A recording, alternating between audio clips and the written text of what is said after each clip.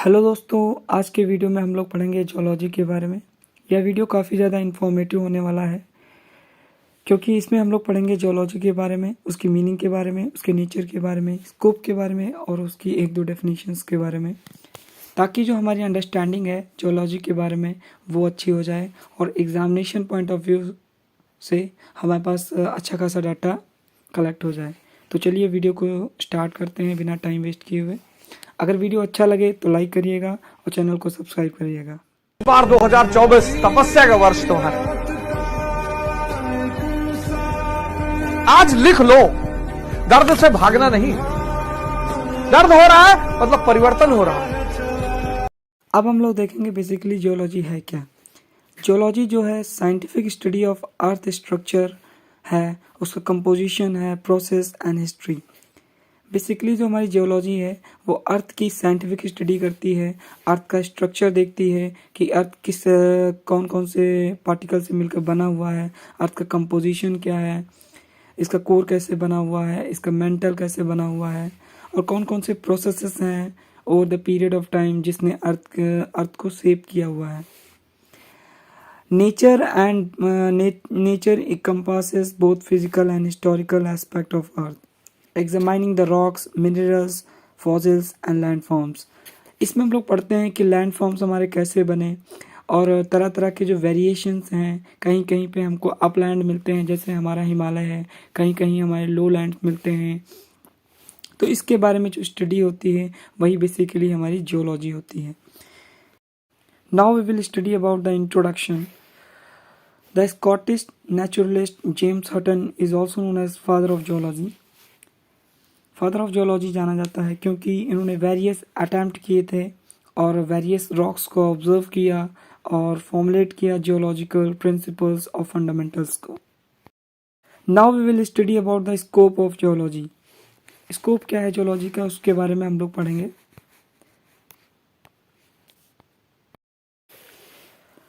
Geological scope span earth structure, processes and history, investigating the minerals, rocks and tectonic activities.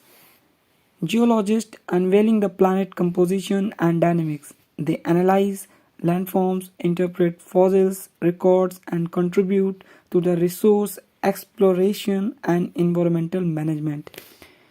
जो हमारा scope है geology का, उसमें हम लोग स्टडी करते हैं अर्थ के स्ट्रक्चर की, एक एक चीज़ को बारीकी से जानते हैं और उन प्रोसेसेस को ऑब्जर्व करते हैं जिन्होंने अर्थ को शेप किया है और इसकी हिस्ट्री देखते हैं। हम वेरियस जियोलॉजिकल प्रोसेसेस देखते हैं, कंपोजिशन देखते हैं अर्थ का और वेरियस लैंडफॉर्म्स की एनालिसिस करके ये पता करते हैं कि अर्थ कैसे बनी हुई है, क्या क्या चीज़ें हैं जिसने अर्थ को शेप किया है, उसके लैंडफॉर्म्स कैसे बने हुए हैं, जैसे रिवर्स का फ्लो कैसे हो रहा है, किस डायरेक्शन में हो रहा है, अपलैंड कैसे बन रहे हैं, हिल्स कैसे बन रहे हैं, माउंटेन कैसे बन रहे हैं, लो स्लोपिंग एरिया कैसे डेवलप हो रही हैं, उस चीज़ों की स्टडी करेंगे। जैसे कि जियोलॉजी वर्ड ही दो वर्ड से मिलके बना हुआ है, जियो और लॉजी। जियो मिस होता है अर्थ, लॉजी मिस होता है स्टडी। तो अर्थ की स्टडी, डिटेल्ड स्टडी करना, अर्थ में है क्या, कैसे बनी है, क्या प्रोसेसेस हैं जिसने इसको बनाया है, उसको हम जियोलॉजी कहते हैं। वही इसका स्कोप है कि डिटेल्ड में हम कैसे जानेंगे क्या क्या चीज़ें हैं जिसने इसको शेप किया है। अब हम लोग पढ़ेंगे मीनिंग ऑफ जियोलॉजी के बारे में। जो मीनिंग ऑफ जियोलॉजी है वो कहता है geology provides insights into the earth past, present and future.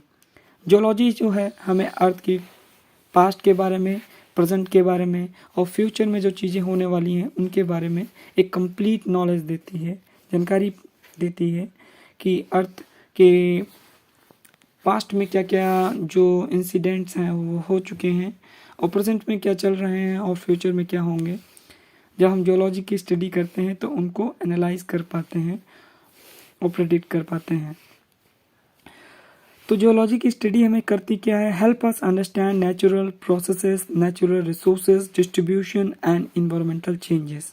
जब हम जियोलॉजी की स्टडी करते हैं तब हम नेचुरल प्रोसेसेस के बारे में डिटेल्ड में जान पाते हैं और जो हमारे रिसोर्सेज हैं जैसे हुआ लैंड हुआ, वाटर हुआ, इनके बारे में डिटेल्ड जानकारी इकट्ठा कर पाते हैं कि इनका डिस्ट्रीब्यूशन कैसे है, किस जगह पे ये ज़्यादा मात्रा में पाए जा रहे हैं, किस जगह पे ये कम पाए जा रहे हैं, और environmental changes time to time किस प्रकार के चेंजेस आते जा रहे हैं उनके बारे में भी हमें जानकारी मिलती है। अब हम लोग पढ़ेंगे ब्रांचेस ऑफ जियोलॉजी के बारे में कि कौन कौन सी ब्रांचेस हैं जो जियोलॉजी की अराइज हुई हैं टाइम टू टाइम। जो हमारी पहली ब्रांच है वो है फिजिकल जियोलॉजी। फिजिकल जियोलॉजी जो है बेसिकली फोकस करता है अर्थ के मटेरियल्स पे, जैसे कि रॉक्स हैं, मिनरल्स हैं, लैंडफॉर्म्स हैं, और वो तरह तरह के प्रोसेसेस जिसने अर्थ की प्लैनेट को सेव किया है, सरफेस ऑफ द अर्थ जो है उसको बनाया है, वो हमारी फिजिकल जियोलॉजी में स्टडी की जाती है। दूसरी जो हमारी ब्रांच है जियोलॉजी की वो हमारी हिस्टोरिकल जियोलॉजी है। हिस्टोरिकल जियोलॉजी में बेसिकली हम लोग पढ़ेंगे कि अर्थ की हिस्ट्री क्या है, किस प्रकार हिस्ट्री बनी हुई है, मतलब किस प्रकार अर्थ बनी है, टाइम टू टाइम क्या इसमें चेंजेस आए हैं, उसके बारे में हम लोग पढ़ेंगे। जैसे कि इसमें लिखा हुआ है investigate earth history through the study of fossils. Fossils जो रिमेन्स रह गए हैं अर्थ के नीचे, उनकी स्टडी करके हम डिटरमाइन करेंगे कि क्या क्या प्रोसेसेस हुए हैं अर्थ पे। सेडिमेंटेशन एंड जियोलॉजिकल इवेंट, जो जियोलॉजिकल इवेंट पास्ट में हुए हैं उनकी स्टडी करेंगे, और उसके बाद हम लोग फ्यूचर को प्रोडिक्ट करेंगे कि कौन कौन से इन्वायरमेंटल चेंजेस होने वाले हैं। फिर आता है हमारा structural geology. Structural geology examine करता है deformation and arrangement of rock layers, faults and folds. Folds के बारे में, फोल्ड्स के बारे में, ये बेसिकली हमारा एक्सोजेनेटिक और ऑरोजेनेटिक फोर्सेस जो होते हैं उनसे बेसिकली बने होते हैं फोल्ड्स एंड फॉल्ट्स। ये हम लोग दूसरे वीडियो में पढ़ेंगे डिटेल में इसके बारे में। अब हम लोग पढ़ेंगे पैलियोंटोलॉजी, जो कि एक्सप्लोर करता है ancient life form through the study of fossils. Fossils की स्टडी करके हम एंशिएंट लाइफ फॉर्म्स के बारे में पता करते हैं कि धरती पे कौन कौन सी लाइफ फॉर्म्स पहले एग्जिस्ट कर चुकी हैं। फिर आता है हमारा जो अलग दूसरी ब्रांच है वो हमारा वोल्केनोलॉजी है।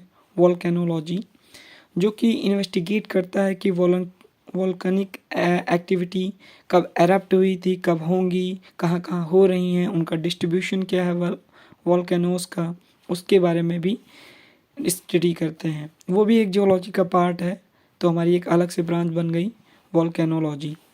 इसी प्रकार सिस्मोलॉजी जो है रिलेटेड है अर्थक्वेक के बारे में, अर्थ का ओरिजिनेशन, उसके डिस्ट्रीब्यूशन क्या है, उसका इम्पैक्ट क्या होता है अर्थ पे, ठीक, और सिस्मिक वेव कैसे फ्लो करती हैं उसके बारे में स्टडी करना सिस्मोलॉजी कहलाता है। ये भी एक ब्रांच है जियोलॉजी की। इसके बाद हमारी ब्रांच आती है हाइड्रोलॉजी की। हाइड्रोलॉजी जैसे कि वर्ड है, हाइड्रो मिस वाटर होता है, लॉजी मिस स्टडी हो गया, तो हाइड्रोलॉजी बेसिकली डिटरमाइन करता है ग्राउंड वाटर के बारे में, उसके डिस्ट्रीब्यूशन के बारे में, कहाँ कहाँ पे ये डिस्ट्रीब्यूटेड है ऑन द अर्थ पे। इसके बाद जो हमारा ब्रांच आता है वो इन्वायरमेंटल जियोलॉजी है। ये मोस्ट इम्पॉर्टेंट पार्ट है जियोलॉजी का। Addresses the interaction between the human activities and the earth environment. Human activities का अर्थ पे क्या इम्पैक्ट पड़ता है और इन्वायरमेंट का ह्यूमस पे क्या इम्पैक्ट पड़ता है, इसकी स्टडी हम इन्वायरमेंटल जियोलॉजी में करते हैं।